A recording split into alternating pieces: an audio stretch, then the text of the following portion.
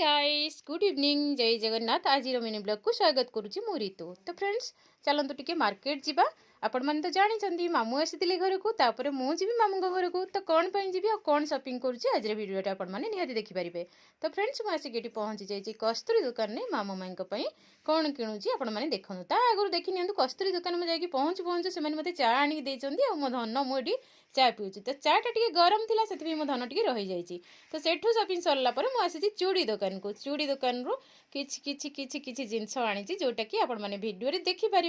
तो आज भिडियोटी देखंतु जदि आपण मानको भल लगुता है निहाती मते सपोर्ट करंतु। ता सहित फ्रेंड्स आसिक पहुँची जाइए गुपचुप खायापाई।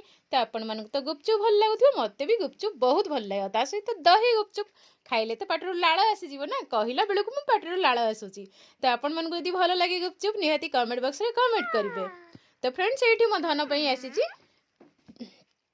पकोड़ा तार पकोड़ा है प्रिय चिकेन पकोड़ा। ता सहित मुझे कौन कौन आनी आपण मानको देखई दउची मामू माई लुंगी गामुछा ता सहित लुगा आ ता सहित किछि मिठा आनी आठी टिके कदली आनी ता सहित मो पे चूड़ी।